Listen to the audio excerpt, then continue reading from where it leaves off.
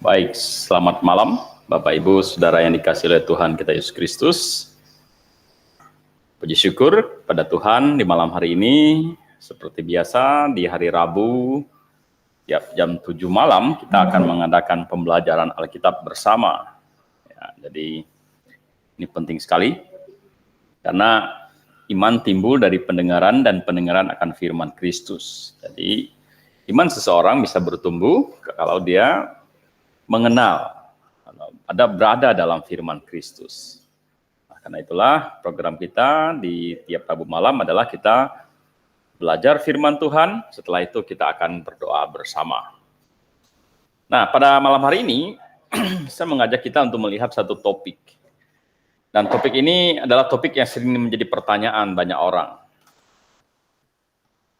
Topik ini adalah bagaimana dengan orang-orang yang tinggal di pedalaman.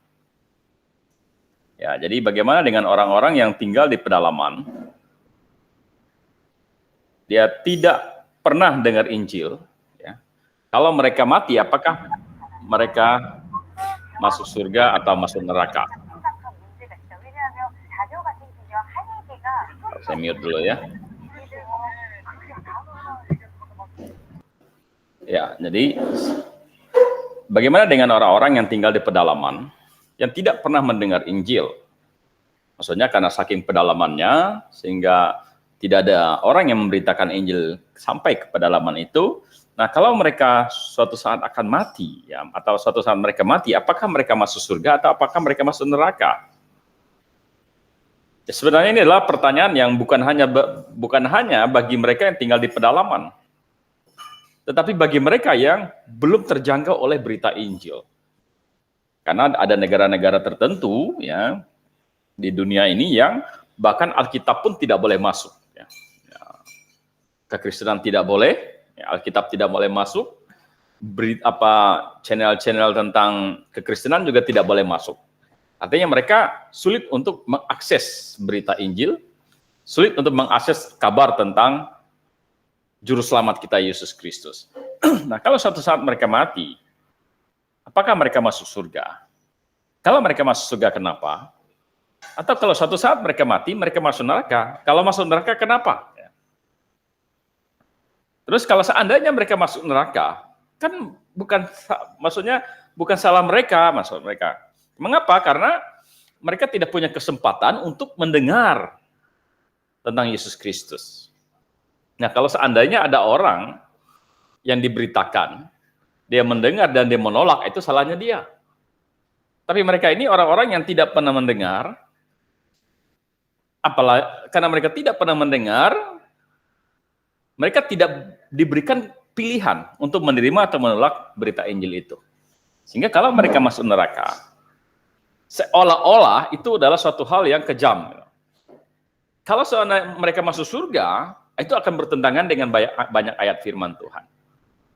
Nah, oleh sebab itulah saya katakan bahwa topik ini adalah topik yang menarik. Dan sebagai orang Kristen kita harus bisa memberikan pertanggungjawaban iman ya, tentang apa iman kita. Ya. Kalau orang bertanya, kita bilang siap sedia untuk memberikan pertanggungjawaban tentang iman yang ada padamu dengan penuh kesabaran dan dengan kelembutan. Jadi kita harus bisa menjelaskannya. Ya, baik.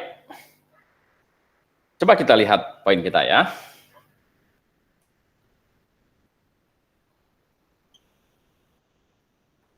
Yang pertama yang harus kita lihat adalah di dalam Roma 3 ayat 23 berkata, karena semua orang telah berbuat dosa dan telah kehilangan kemuliaan Allah. Kata semua orang ini mengacu kepada semua manusia. Artinya baik mereka yang ada di pedalaman, baik mereka ada yang di perkotaan, dimanapun juga di muka bumi ini, ya, semua orang telah berbuat dosa dan telah kehilangan kemuliaan Allah. Artinya orang-orang di pedalaman, orang-orang yang belum pernah mendengar berita Injil, atau orang-orang yang sulit untuk mendapatkan akses akan berita Injil, mereka juga adalah orang-orang berdosa. Nah, karena mereka adalah orang-orang berdosa,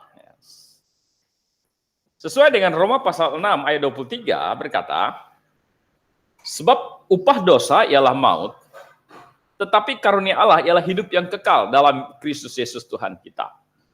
Ya. Jadi semua orang adalah orang berdosa. Baik dia tinggal di pedalaman, baik dia orang yang tidak pernah mendapatkan akses untuk mendengar berita Injil, mereka juga adalah orang berdosa. Dan di Roma pasal 6 ayat 3 mengatakan sebab upah dosa ialah maut. Artinya upah dosa, mereka akan mengalami maut. Penghukuman kekal di dalam neraka.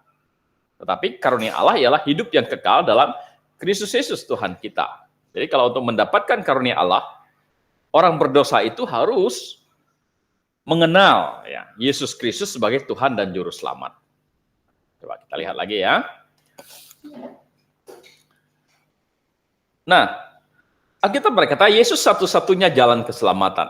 Jadi Yesus satu-satunya jalan keselamatan. Karena Yesus satu-satunya jalan keselamatan, artinya tidak ada jalan lain dan tidak ada cara lain manusia bisa diselamatkan kecuali dia harus percaya kepada Tuhan Yesus Kristus.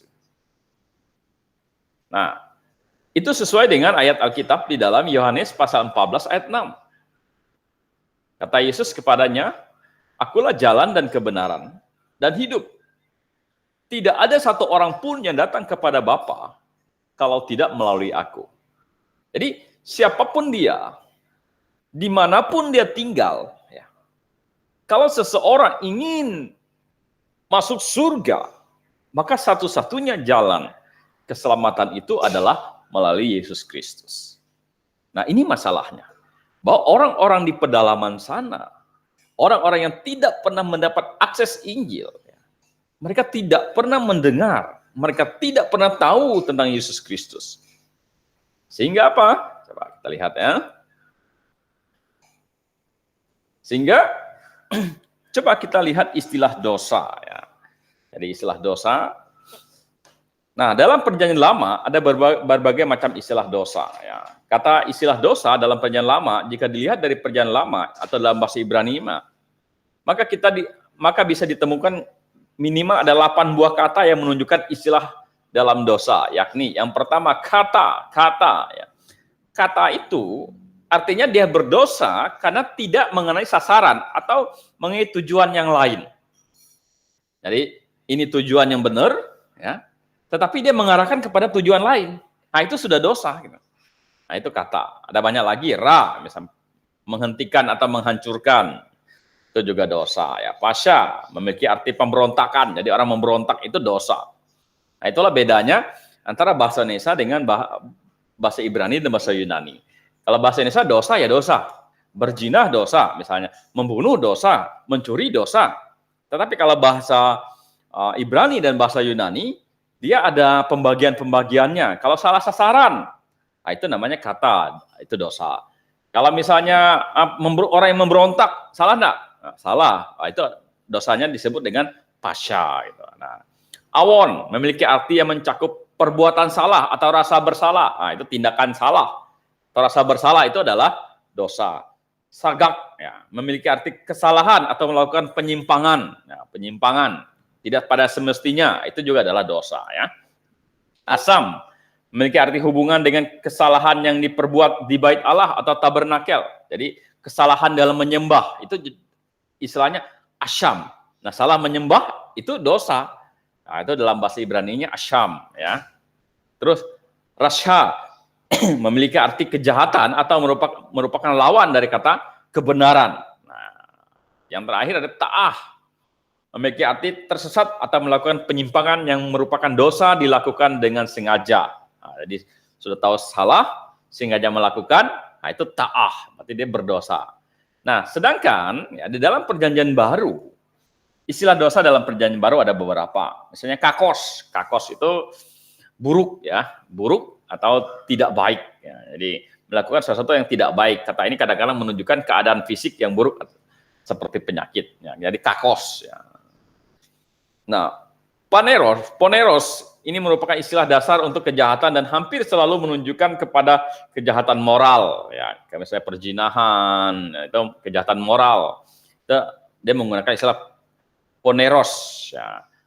Asebes artinya tanpa Allah. Jadi orang yang berdosa karena dia tanpa Tuhan, dia tidak mau percaya Tuhan, kayak ateis, yaitu asebes dosa yang dia lakukan ya.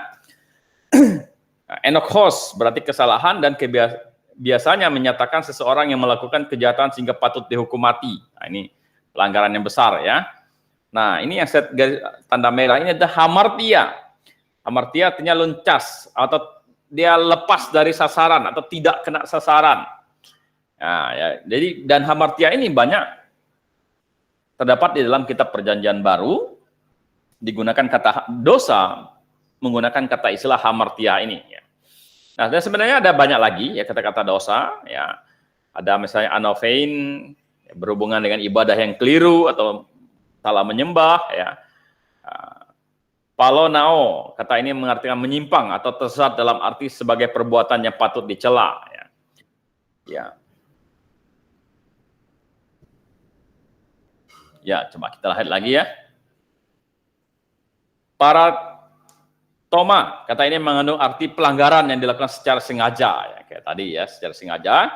Hipokrisis, kata ini lebih mendekati pengertian munafik dalam bahasa Indonesia. Nah, mengapa saya munculkan istilah-istilah dosa? Anda perhatikan poin-poin yang saya kasih tanda merah, ini yang pertama tadi adalah kata. Kata itu artinya salah sasaran. Ini dalam Perjanjian Lama, dan hamartia dalam Perjanjian Baru itu salah sasaran atau tidak kena pada sasaran. Nah, maksud saya adalah orang yang di pedalaman ya, mereka tidak tepat pada sasaran. Itu adalah dosa ya. Sasaran yang sesungguhnya siapa? Sasaran penyembahan yang sesungguhnya harusnya adalah kepada Yesus Kristus. Kenapa? Karena Yesus Kristus adalah satu-satunya jalan, satu-satunya kebenaran dan hidup. Dia adalah satu-satunya juru selamat manusia. Nah, masalahnya adalah ya, orang-orang di pedalaman kan mereka tidak pernah mendengar. Ya. Mereka tidak pernah mendengar Injil. Jadi apa yang mereka sembah? Tiap-tiap manusia itu memiliki satu hati nurani. Dan dalam hati nurani manusia, dia memikirkan, sebenarnya mengakui, ketika dia melihat alam, ciptaan Tuhan yang begitu luar biasa, dia mengakui pasti ada pribadi yang besar, yang melebihi dirinya. Ini pasti ada pribadi yang mengatur alam ini. Ini pasti ada pribadi yang super, gitu. Ada yang maha kuasa, gitu. Tetapi karena dia tidak tahu siapa pribadi itu, ya, karena mereka tidak pernah mendengar Injil, jadi apa yang mereka sembah, gitu. Nah, mereka lihat pohon yang besar, mereka lihat pohon yang mengagumkan, pohon yang besar, yang rindang dan sebagainya. Akhirnya mereka sembah pohon. Gitu. Ya. Karena mereka menyadari ada pribadi yang besar, ada pribadi yang maha kuasa. Tetapi mereka tidak tahu siapa pribadi itu. Karena mereka tidak pernah dengar Injil. Jadi apa yang mereka sembah akhirnya? Ya, mereka lihat pohon, mereka sembah pohon. Mereka misalnya lihat apa lagi? Mereka lihat misalnya batu besar. Oh, ini batu besar, mereka sembah batu. Ya. Mereka lihat gunung, mereka sembah gunung. Mereka lihat sungai yang indah, air terjun, mereka sembah air terjun, kasih sesajian apa ke sana gitu kan. Nah, ini yang mereka sembah gitu. Nah, harusnya yang disembah oleh manusia adalah Yesus Kristus, Tuhan gitu. Tetapi karena mereka tidak pernah mendengar berita Injil, mereka jadi salah sasaran gitu. Memang keinginan mereka menyembah kepada Allah, pribadi yang maha kuasa, pribadi yang nomor satu itu, tetapi mereka tidak tahu gitu.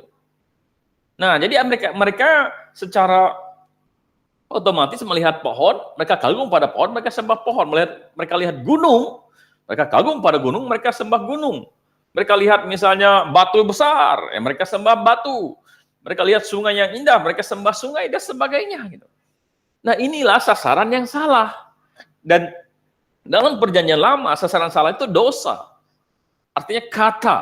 Sedangkan dalam Perjanjian Baru, hamartia itu dosa karena salah sasaran. Gitu. Batu bukan Tuhan, gunung bukan Tuhan, sungai bukan Tuhan, pohon bukan Tuhan, tapi itu yang mereka sembah. Karena mereka salah menyembah, berarti mereka melakukan dosa. Dan upah dosa tentu adalah maut. Nah, dari sinilah kita simpulkan bahwa ya, karena salah penyembahan tidak kepada Yesus Kristus, maka kalau mereka mati, pasti masuk neraka. Kenapa mereka mati masuk neraka? Karena memang mereka menyembah, tetapi mereka menyembah bukan kepada pribadi yang tepat. Seharusnya yang mereka sembah, yang mereka percayai adalah Yesus Kristus satu-satunya juru selamat dunia. Tapi karena tidak ada yang memberitakan, akhirnya mereka menyembah batu. Tidak ada yang memberitakan, mereka menyembah pohon. Tidak ada yang memberitakan, mereka menyembah sungai. Tidak ada yang memberitakan, mereka menyembah gunung. Masalahnya adalah gunung, batu, ya, pohon, sungai, dan sebagainya itu bukanlah Tuhan. Dan dia juga bukanlah juru selamat. Nah, sehingga apa? Sehingga mereka salah sasaran. Salah sasaran itu artinya kata dalam perjanjian lama dosa, salah sasaran dalam perjanjian baru hamartia, itu bahasa Yunaninya hamartia, itu artinya dosa karena salah sasaran. Nah, Bapak Ibu Saudara yang dikasih oleh Tuhan Yesus Kristus, sebenarnya bukan hanya mereka yang ada di pedalaman. Ada orang di kota, ya, ada orang di tempat tertentu, mereka menyembah selain menyembah kepada Yesus Kristus Sang Juru Selamat, mereka juga adalah salah sasaran. Karena tidak pada sasaran yang tepat, tidak kepada Yesus Kristus, tidak kepada Juru Selamat dunia, maka kalau mereka mati, mereka pasti akan masuk neraka. Nah, Bapak Ibu Saudaraku yang dikasih oleh Tuhan Yesus Kristus, coba kita perhatikan. Kalau mereka masuk neraka, banyak orang berpikir, loh kan kasihan, mereka kan di pedalaman Kalimantan, pedalaman Papua, mungkin pedalaman Sumatera, mungkin pedalaman Sulawesi gitu kan. Ada suku-suku katanya suku-suku terabaikan, yang tidak pernah dengar, yang tidak pernah ketemu orang. Nah kan bukan salahnya mereka, katanya gitu. Mereka kan tidak pernah dengar. Kenapa harus mereka masuk neraka? Seolah-olah Tuhan tidak adil. Oh, kita bilang tidak demikian. Lalu kalau gitu salah siapa? Kalau akhirnya mereka harus masuk neraka. Karena mereka tidak mendengar berita Injil. Saya bilang, kalau kita bicara masalah salah siapa, minimal ada dua kesalahan. Yang pertama adalah salah nenek moyang mereka. Yang kedua adalah salah gereja. Jadi, kalau sampai mereka mati tidak mendengar berita Injil, itu salah siapa? Ada dua kesalahan. Yang pertama adalah salah nenek moyang mereka.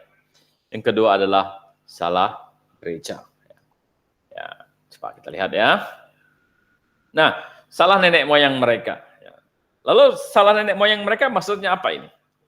Salah nenek moyang mereka maksudnya adalah di suatu waktu, di suatu keadaan, nenek moyangnya pernah membuat sebuah keputusan untuk tinggal atau berada di suatu tempat yang jauh dari aksesnya ke dunia luar gitu.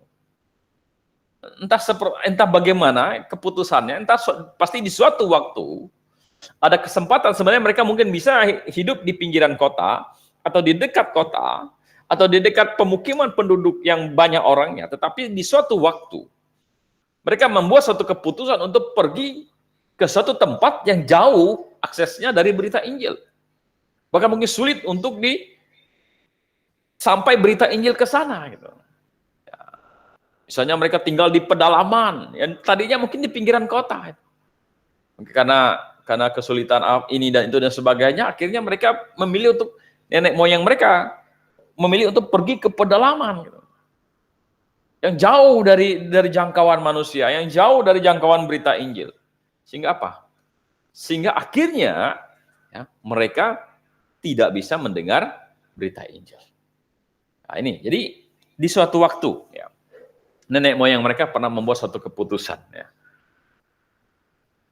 untuk mengambil posisi atau mengambil tempat, memilih tempat yang menyebabkan Injil tidak menjangkau mereka. Susah para pemberita Injil datang ke sana. Susah berita Injil sampai ke sana.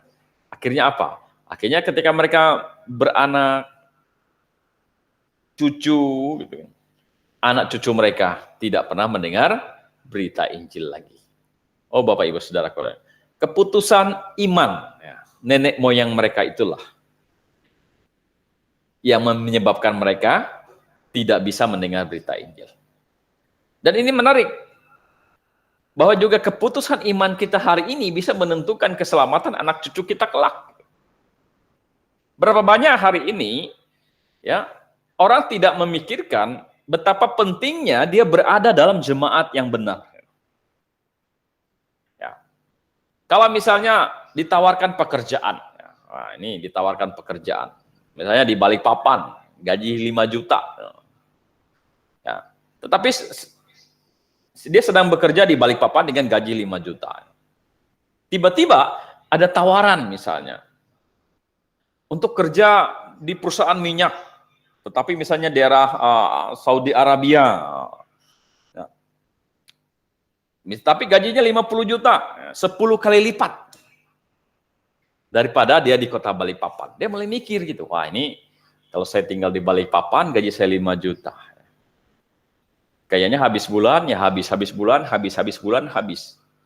Ini bagaimana dengan pendidikan anak-anak saya?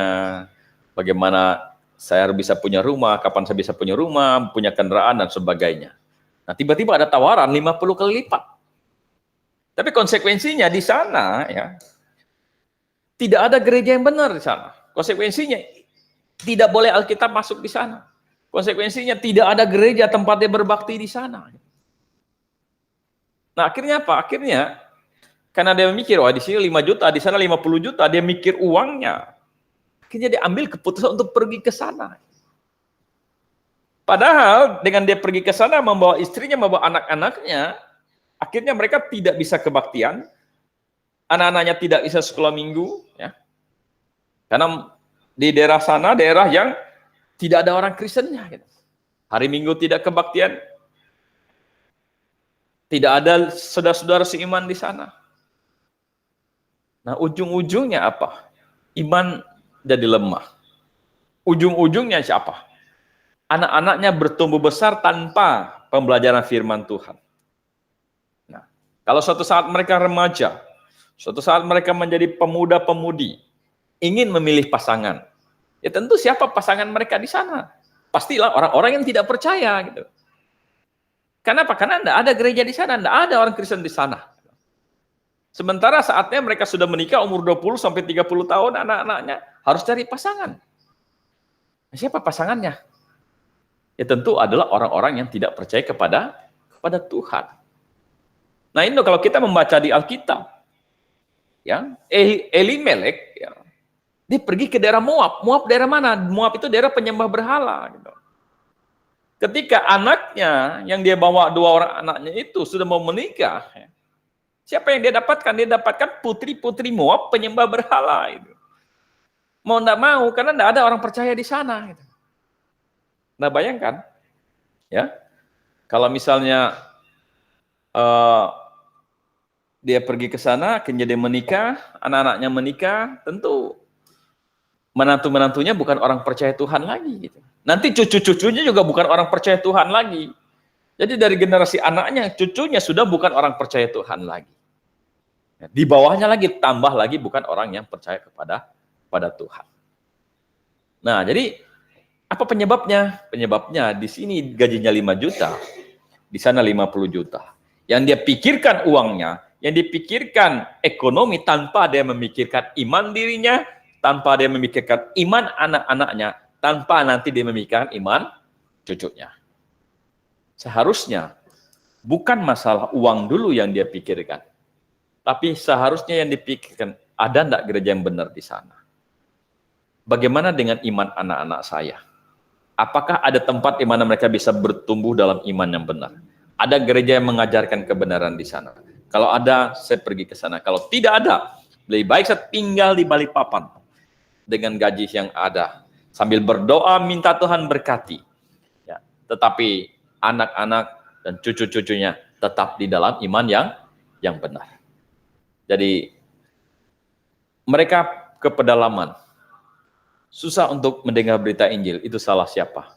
Salah nenek moyang mereka yang pernah membuat keputusan yang menyebabkan anak cucu mereka sulit dijangkau oleh pemberita Injil. Dan Bapak Ibu Saudaraku yang dikasihi oleh Tuhan Yesus Kristus, tahukah kita bahwa sebenarnya keputusan kita hari ini itu menentukan keselamatan anak cucu kita kelak. Kalau hari ini kita memikirkan iman yang benar. Hari ini kita memikirkan jemaat yang benar dan mewariskan kepada mereka. Itu artinya kita memikirkan keselamatan anak cucu kita. Mengapa? Karena suatu saat kita pun akan menjadi nenek moyang. Ya, jadi kita punya anak kita punya anak, kita sudah punya cucu. Cucu kita punya anak, punya anak lagi, kita sudah jadi nenek moyang. Nah, keputusan kita hari inilah itu sangat menentukan. Apakah mereka bisa tetap berada dalam jemaat yang memberitakan kebenaran sehingga mereka bisa mendengar Injil dan akhirnya mereka bisa diselamatkan. Itu sangat tergantung. Apakah hari ini Anda peduli akan perkara rohani atau mengabaikan perkara rohani, mengabaikan iman demi materi, demi jasmani, dan demi dunia ini. Anda bayangkan orang-orang di pedalaman, orang-orang yang tidak pernah mendengar Injil, seolah-olah mereka salah. Padahal yang salah adalah nenek moyang mereka yang membuat keputusan menjauhkan diri dari berita Injil. Saya sering katakan bahwa kadang-kadang anak-anak muda, ya, tanpa dia peduli akan imannya, ketika dia tertarik kepada pasangan hidup, dan pasangan hidup itu adalah orang yang tidak percaya kepada Tuhan. Ya sudahlah, ngapain memikirkan masalah iman? Yang penting saya menikah. Yang penting saya bisa menikah bersama dengan dia. Dan dia jual Yesus Kristus demi pasangan hidup. Dan apa yang terjadi? Segera dia punya anak. Anaknya bukan orang Kristen lagi.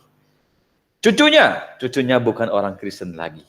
Sehingga sulit Injil bisa didengar oleh anaknya. Sulit Injil bisa didengar oleh cucunya. Kenapa? Karena keputusan dia yang penting menikah dengan tidak mempedulikan iman, itu menyebabkan anak dan cucunya sulit untuk mendengar berita Injil. Bapak Ibu Saudaraku yang dikasihi oleh Tuhan Yesus Kristus. Jadi kelak kita juga akan menjadi nenek moyang. Keputusan kita hari ini itu akan menentukan iman anak cucu kita. Oleh sebab itulah, buatlah keputusan yang benar, berpihaklah kepada Tuhan, berpihaklah kepada kebenaran. Maka kita akan mewariskan semangat iman, kita mewariskan iman yang benar kepada anak cucu kita kelak. Sering saya katakan dalam renungan firman Tuhan, bahwa kadang-kadang di muka bumi ini, mungkin kita tidak sempat ketemu dengan cucu kita. Mungkin kita sudah meninggal duluan, sebelum cucu kita lahir dan sebagainya. Tetapi, kita bisa ketemu mereka. Kalaupun misalnya Tuhan panggil kita duluan, kita bisa ketemu mereka. Yang penting apa? Yang penting kita diselamatkan. Kita mewariskan berita Injil yang benar. Ujung-ujung cucu kita mendengar berita yang benar, dia diselamatkan. Kalau kita mati, kita masuk surga. Kalau dia mati, dia juga masuk surga. Di bumi kita bisa tidak ketemu. Tapi kalau kita sebagai nenek moyangnya, mewariskan kebenaran, kita akan bisa bertemu dengan dia kelak di dalam kerajaan surga. Nah, Bapak Ibu Saudara yang dikasihi oleh Tuhan Yesus. Yang pertama adalah salah nenek moyang mereka. Mereka masuk neraka. Iya, itu kata Alkitab. Salah siapa? Salah nenek moyang mereka yang membuat kesalahan yang salah, membuat keputusan yang salah, berada di tempat yang sulit dijangkau oleh berita Injil. Yang kedua, salah gereja. Ya, ini salah gereja. Ya. Salah gereja kenapa? Ya. Karena Alkitab berkata, barang siapa yang berseru kepada nama Tuhan, dia akan diselamatkan. Tapi dia berkata, bagaimana mereka bisa berseru kalau mereka tidak mendengar? Tidak percaya. Bagaimana mereka percaya kalau mereka tidak mendengar? Bagaimana mereka mendengar kalau mereka tidak ada yang memberitakan? Bagaimana mereka memberitakan kalau tidak ada yang mengutus? Nah, jadi untuk orang bisa sampai di pedalaman, untuk orang bisa sampai di tempat-tempat yang sulit untuk Injil diberitakan, itu harus ada gereja yang mengutus. Gitu. Nah, berapa banyak hari ini gereja hanya memfokuskan untuk membesarkan dirinya. Berapa banyak gereja hanya yang dia pikirkan membesarkan gedungnya, fasilitasnya lengkap, tetapi dia tidak memikirkan bahwa mendidik anak-anak muda yang percaya kepada Tuhan untuk apa? Untuk diutus pergi memberitakan Injil. Nah, ini yang tidak banyak dilakukan oleh gereja. Mereka tidak mengutus orang-orang untuk memberitakan Injil. Gereja hanya sibuk untuk menguruskan dirinya, sibuk untuk membesarkan gedungnya, sibuk untuk memperlengkapi fasilitasnya, tapi tidak mau menggunakan uangnya salah satunya untuk mengutus orang untuk pergi ke pedalaman, pergi ke tempat-tempat yang Injil sulit untuk dijangkau. Supaya apa? Supaya orang di pedalaman, supaya orang yang berada di tempat Injil sulit dijangkau itu, mereka bisa mendengar Injil. Memang nenek moyangnya salah. Tetapi kalau sampai mereka tidak mendengar Injil, itu juga adalah salah kita sebagai gereja yang tidak mengutus orang-orang untuk memberitakan Injil. Itu yang pertama. Yang kedua adalah salah kita yang tidak melibatkan diri dalam pekerjaan misi. Oh Bapak Ibu Saudaraku yang dikasihi oleh Tuhan. Kalau berbicara masalah gereja, pertanyaannya adalah siapakah orang-orang yang ada dalam gereja? Orang-orang yang ada dalam gereja kita semua jemaat. Ya, kita semua jemaat. Kita tahu bahwa Injil perlu diberitakan kepada sebanyak mungkin orang. Kita tahu meski ada orang yang diutus untuk pergi memberitakan Injil. Tapi berapa banyakkah kita mau melibatkan diri dalam pekerjaan misi ini? Berapa banyak kita yang berkata, oh saya siap mendukung pekerjaan Tuhan. Berdoa kepada Tuhan, kalau bisa pakai saya, untuk saya dipakai untuk alat memberitakan Injil. Atau kalau Anda tidak bisa pergi untuk memberitakan Injil, berdoa bagi mereka yang memberitakan Injil, mendukung mereka dalam doa, mendukung mereka dalam dana, mendukung mereka dalam banyak hal. Jadi ada orang yang diutus, tapi ada orang yang mendukung untuk pengutusan itu bisa berjalan gitu. Nah, gereja yang benar harusnya apa? Ada orang yang mengutus, ada orang yang mendukung pekerjaan pemberitaan Injil. Ya, kalau kita berkata, ya yang penting kan saya hari Minggu, saya bisa bernyanyi, dengar renungan firman Tuhan, persembahan, doa, pulang ya sudah. Mau siapa yang diutus, mau bagaimana pekerjaan ini, saya tidak peduli. Yang penting saya sudah kebaktian, ya sudah. Kita bilang tidak demikian. Kalau sampai demikian, berarti kita termasuk orang yang bersalah dengan jiwa-jiwa yang tidak mendengar berita Injil dan akhirnya mereka menjadi binasa. Salah kita tidak mendukung pekerjaan pemberitaan Injil. Oh Bapak Ibu Saudara yang dikasihi oleh Tuhan Yesus Kristus. Dalam pemberitaan Injil itu perlu banyak dukungan. Perlu banyak dukungan. Jemaat mendoakan. Jemaat mendukung siapa yang akan pergi diutus. Mendukung banyak hal. Yang sebisa mungkin kita kerjakan, kita akan kerjakan. Kalau Anda mau berdoa kepada Tuhan, pakai saya. Pakai keluarga kami Tuhan. Kami siap ya, untuk mendukung orang-orangmu yang pergi memberitakan Injil. Untuk mendukung agar gereja ini tetap berdiri. Karena dengan tetapnya berdiri jemaat ini, maka proses pemberitaan Injil akan berjalan. Sehingga nanti akan ada orang-orang yang diutus. Dan kalau mereka diutus, kita juga siap untuk mendukung mereka dalam pemberitaan Injil itu. Nah ini, kalau kita tidak melakukan itu, kita juga bersalah di hadapan Tuhan. Kita mendoakan mereka. Kita mendukung mereka dalam dana. Ya. Di Grave, sering kalau misalnya diutus, mereka butuh motor, mereka butuh sewa tempat lah. Mereka juga butuh support per bulan. Gitu. Nah, ini dukungan jemaat. Jemaat mendukung. Nah, dengan adanya mendukung, adanya yang diutus. Akhirnya orang-orang yang diutus ini mereka mengabarkan Injil dan akhirnya orang-orang itu bisa diselamatkan. Oh Bapak Ibu Saudara yang dikasihi oleh Tuhan Yesus Kristus. Pak Soento pernah berkata begini.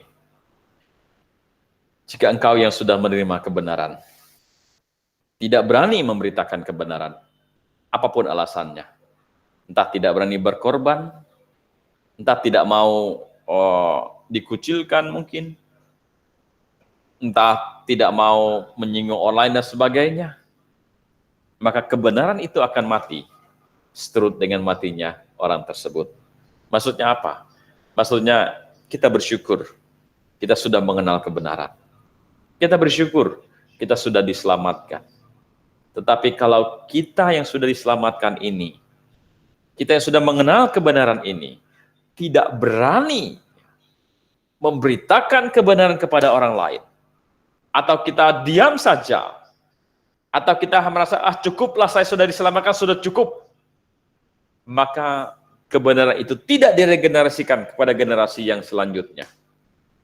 Maka kebenaran itu akan mati seturut dengan matinya orang tersebut.